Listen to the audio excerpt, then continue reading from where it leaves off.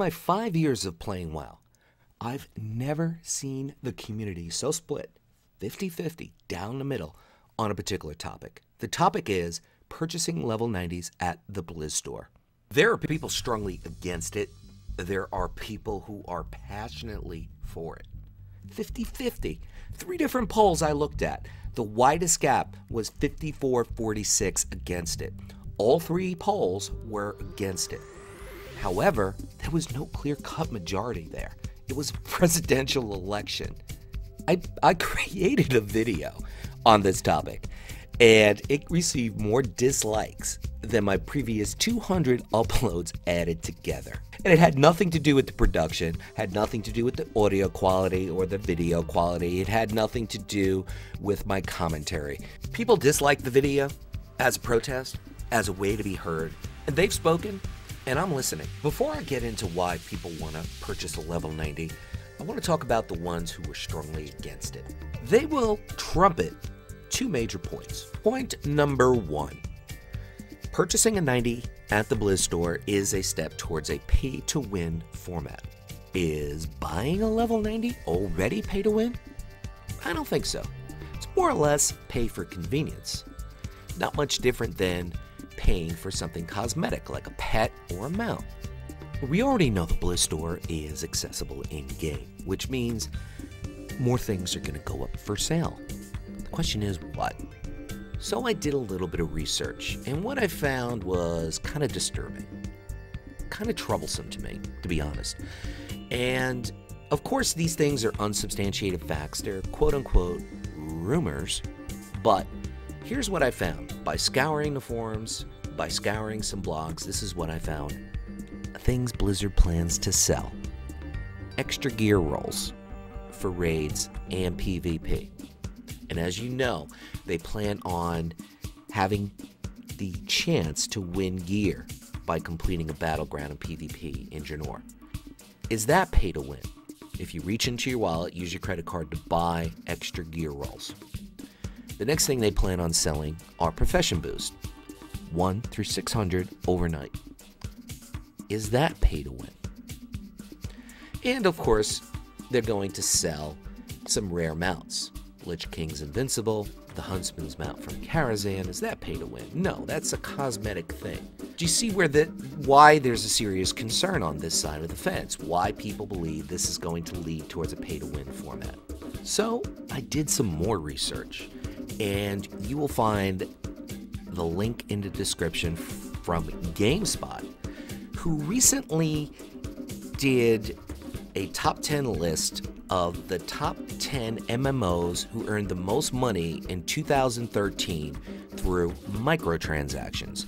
Every single MMO was a free-to-play MMO on the list, with the lone exception of one. Coming in at number 8, Activision Blizzard earned $213 million in sparkly ponies. That's a hell of a lot of glitter and glamour for sale. In the gaming industry, that's pretty much bubblegum. People spent $213 million for digital bubblegum. And keep in mind, that is almost pure profit. There's very, very limited overhead for these type of digital products. Huge, huge profit margins. The overhead is almost non-existent. You know, big difference between making $200 million and having to pay a third of that in business cost, as opposed to almost nothing of that in business cost. Think about that for a second. What it all comes down to is how you perceive the Blizzard developers for WoW. Do you have faith in them? Do you feel that they are still concerned about the quality and integrity of the game? Do you still think they want their customers to have value for what they're paying? There's no right or wrong answer to that. If you ask me that question, I will tell you I have all the faith in the developers. All the faith in the developers that I would have in a 5-year-old successfully and safely landing a 747. The second major point is the whole idea of the flavor of the month. This is something that's been around since vanilla, and then the flavors got a little bit more interesting as we eased our way down the yellow brick road. Whether it's BC, and it was Warlocks and Paladins and Kata, whether it was tanks and then towards the end, rogues, there's always been a flavor of the month, and people naturally want to migrate to play these flavors. Why? Because they like being top damage in a raid. They like having the most honorable kills in a BG. They like crushing Garrosh on heroic mode. They like a 2400 in arena rating. Ego is a reality in every single MMO. Of course, there are people who will just play and do pet battles and Xbox, etc., etc. But ego is a very, very big part of an MMO. People migrate towards the flavor of the month to be OP. Does Blizzard do this on purpose? Or is it accidental-like? I don't know. You tell me. Leave it in the comments. Let's say it's accidental. Do you mean to tell me after 9 years, they still can't balance the game? 9 years. It's a lot of time. It's a lot of time. 9 years. And they still can't balance the game? Or is it on purpose? So people will re-roll and contribute to the time sync business model, and as long as they're syncing time, they're paying a subscription fee. Well, guess what? You don't have to subscribe to the time sync business model anymore to re-roll. You can just step in and you could buy a level 90. Do you see the problem with this?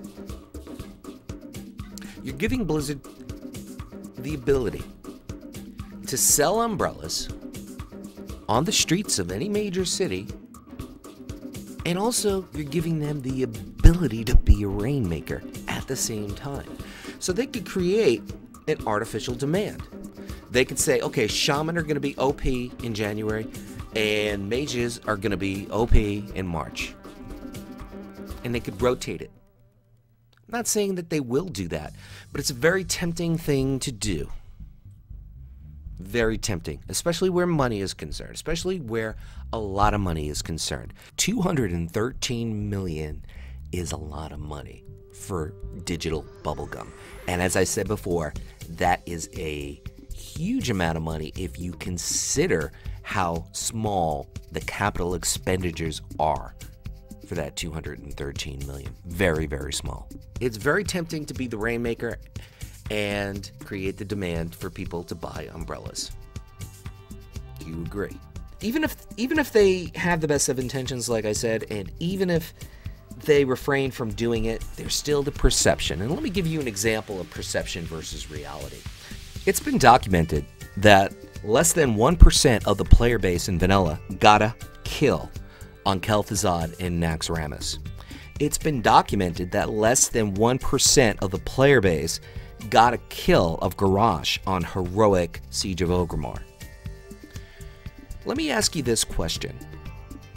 Does the guy who got the Kel'Thuzad kill in vanilla have the same respect, the same accolades, the same bow and genuflect to your achievement as the guy who got the heroic kill of Garrosh and Siege of Orgrimmar? My answer to that is no. And the reason is perception versus reality. The perception of WoW is LFR, unfortunately. Is that the reality of WoW rating? Absolutely not. It isn't. But that's the perception of people that used to play WoW. That's the perception of people that don't play WoW but know people who do. WoW rating is LFR. And because of that perception, it diminishes the achievement of the guy who got the heroic Garrosh kill. Now, you might not care about achievements, you might not care about respect, you might not care about accolades that come with the game, but a lot of people do. There are people that are sitting in Orgrimmar, that are sitting in Stormwind as we speak on their exclusive mount, showing it off. There are people that will show off their 2400 arena rating, that will show off their heroic kill in a raid. Now I want to talk about why people would be in favor of purchasing a level 90. And there's some very, very valid points here as well. But you have to understand one thing, and that is, and I hate to defend Blizzard, but they're in a tough spot here. Because if they go ahead and do this, They're going to piss off half the community. If they completely scrap the idea and say, you know what, we don't know what we were thinking, we were high on crack, we're not going to do this, they're going to piss off half the community. But what this is really saying, regardless of how you feel about it, regardless of what side of the fence you're on, what it is really saying is leveling 1 through 90 is despicable. It's boring, it's tedious, it's kill 20 of those. Oh, by the way, get 200 of these. Oh, by the way, escort this guy from point A to point B. Meanwhile, he'll walk into every single fucking mob on the way there. And then you gotta rinse and repeat it 90 times. The fact is, people don't want to do this anymore. They've been doing it for 9 years, some of them like myself, been doing it for 5 years. They don't want to do it anymore. So what then must we do? There are a few options. Option number 1. Once you get to level 100, you unlock the ability to buy one and just one more level 90. Take it from someone who's an alcoholic that has 90s in every single class, you really only end up focusing at the most 3. Not such a horrible thing to unlock a feature where you can just buy one more. Second option. Once you hit level 100, you unlock the feature to reach into your wallet, give Blizzard money to buy any class you want at level 55, much like a DK. And you'll get welfare gear, and you'll be OP in dungeons, and you'll be OP in BGs. Is that such a bad idea? It's a decent compromise, and that's what we need to do because people want to buy this. They want to buy level 90. And forget about the content 1 through 85 sucks or 1 through 90 sucks. Regardless of whether it's good or not, the fact is it is very, very time consuming. And once you hit level 50 on a tune, the guy that you're competing for a raid spot against, the guy you will be competing in arena against, is already at level 100. And once you hit level 85, that guy is already almost done with his gearing process. You are constantly behind the 8 ball. You are constantly trying to play catch up. That fucking sucks. And that needs to be rectified one way or another. And maybe unlocking a feature that you could purchase a level 55 of any class is not such a bad idea. What are your thoughts? Point number 3. I have news for you people. You can already purchase a level 90. It's not exactly like Insta 90, but it's called botting. You see them in BGs, you see them mining, you see them herbing, you see them skinning. They're all over the place. People bot for gold. They bot to level professions. They bot to gear up their tunes. They bot to have alts. Someone out there is already profiting from this whole avoid 1 through 90 leveling. Why not have Blizzard do it? It's their game. What are your thoughts on that? Any class at level 60, kind of like the old DK syndrome, remember? Boom. You know, welfare gear for the DK at 55, you know, OPness at 58 in BGs and dungeons, etc., etc. I'm just throwing things out there, and I want you guys to do the same. Even sometimes throwing out bad ideas can lead to good ideas, because someone sees something and they say, you know what, there's something there. How about we do it like this instead, etc., etc., etc. That's how great ideas are born. This whole community is split 50-50 down the middle, and I don't think Blizzard was sitting there in the boardroom smoking pot, and then they just got a sugar rush from like a bunch of brownies and said, you know what? We need more pot, and we have to sell level 90 so we can buy more pot. You know, and then when they came off that sugar rush, they were just like, oh no, that was a bad idea, let's not do that. There's no walking away from this. They have to do something. I think a compromise is the best way to go. Now, if it was completely up to me, which it's not, but if it was, I'd make the leveling system more meaningful and more fun. And there's a lot of ways to do that without a major overhaul like they did in Catechism. Let people complete quests and zones that help them in the end game. In other words, give them honor points. Give them justice points, a very small amount. But if they do a lot of the zones, by the time they reach level 100, they will have a starter kit gear to either proceed in PvP or proceed in PvE. How about that? How about giving people something more meaningful as far as gear that they could actually use then and there. How many times are you sitting there questing on your mage and you need cloth bracers? And what are your options? A leather, a mail, and a plate piece. Oh well, I guess I'm fucked. How about giving something meaningful, like they made those changes in MOP, which I thought were great changes, where you had something class specific that you could pick as a reward. Give people something useful. Give them something more than, say, 75 silver for completing a quest. Give them some more gold for going through that tedious task. Give them reputation rewards. Give them legs up on professions, +5 to any profession you choose for doing these kind of things. I'm not saying that this is the way Blizzard should go.